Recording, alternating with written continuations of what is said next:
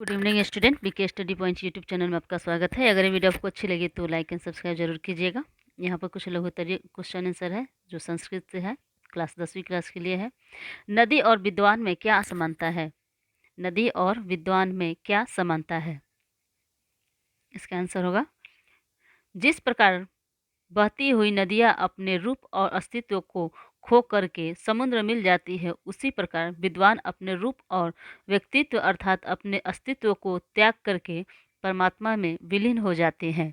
अतः नदी और विद्वान में यह समानता है कि वे समुद्र में जाकर मिल जाती हैं।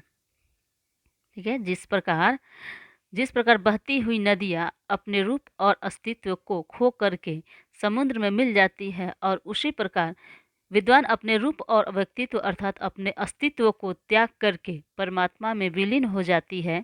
अतः नदी और विद्वान में यह समानता है कि वे समुद्र में जाकर मिल जाती है। फर्स्ट क्वेश्चन है। सेकंड, पाटलिपुत्र के वैभव पर प्रकाश डालें। पाटलिपुत्र के वैभव पर प्रकाश डालना है। ठीक है, तो थोड़ा ध्यान देंगे एक बार। बिहार की राजधानी पाटलिपुत्र है। बिहार की राजधानी कहाँ है? तो बिहार की राजधानी पाटलिपुत्र है। पाटलिपुत्र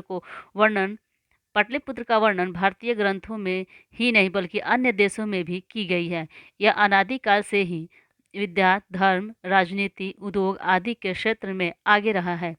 इस भूमि पर महान शासक चंद्रगुप्त मौर्य, अशोक और चाणक्य का आगमन हुआ। इस भूमि पर इस भूमि पर पटन नगर के सिख संप्रदाय के द्वारा पूजनीय स्थल दसम गुरु गोविंद सिंह का जन्म जन्म जो कि गुरुद्वारे के नाम से प्रसिद्ध है। अशोक काल में पाटलिपुत्र अत्यंत सौंदर्य और वैभव रहा। यहाँ पर दसम गुरु गोविंद सिंह का जन्म हुआ था। पूजनीय स्थल दसम गुरु गोविंद सिंह का जन्म हुआ था, जो कि गुरुद्वारों के जन्म हुआ जो कि गुरुद्वारों के नाम से प्रसिद्ध है। अशोक काल में पाटलिपुत्र अत्यंत सौंदर्य और वैभव रहा है। इसके बाद से है आपका क्वेश्चन, अलस कथा पाठ से क्या शिक्षा मिलती है? तो अलस कथा पाठ से हमें यह शिक्षा मिलती है कि मनुष्य के गुणों का विकास तथा दोषों को दूर करने की शिक्षा मिलती है। अलस कथा से क्या शिक्षा मिलती है हमें? तो अलस कथा पाठ से हमें यही शिक्षा मिलती है कि मनुष्य के गुणों का विकास तथा दोषों का दूर करने की शिक्षा मिलती है। अपने दोष को, अपनी कमी को दूरी करने का शिक्षा मिलती है। मानव का विकास करने में आलस्य सबसे बड़ा शत्रु है। मानव का विकास करने में आलस्य सबसे बड़ा शत्रु है। जो मेहनत नहीं करेगा उसका विकास कभी नहीं होगा। तो आलस्य उसी से संबंधित है।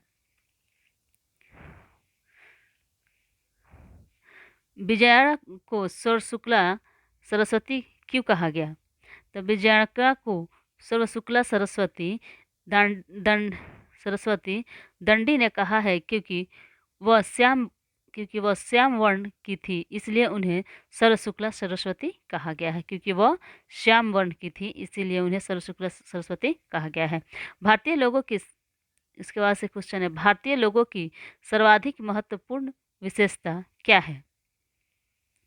तो भारतीय लोगों की सर्वाधिक महत्वपूर्ण विशेषता यह है कि भारत में जन्म जन्म लेकर यह धन्य होते हैं क्योंकि इन्हें यहाँ स्वर्ग और मोक्ष प्राप्त होता है, और भारतवासी यहाँ धर्म और जाति को न मानते हुए एकता की भावना से रहते हैं। तो सही बात है, हम लोग एकता की भावना से ही रहते हैं। अच्छा, मनुष्य के जीवन में संस्कारों की क्या उपयोगिता है? मनुष्य के जीवन में संस्कारों की क्या उपयोगिता है?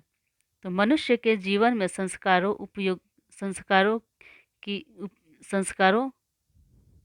की उपयोगिता यह है कि विशेष और मौलिक अर्थ पवित्रता, शुद्धता और गुणों को निरूपित करना होता है। इसलिए संस्कारों मानव में अशुद्धता, दोषों को दूर करने में सहायक होता है। तो थैंक यू दोस्तों। अगर ये वीडियो आप लोगों को अच्छी लगी तो लाइक एंड सब्सक्राइब जरूर कीजिएगा।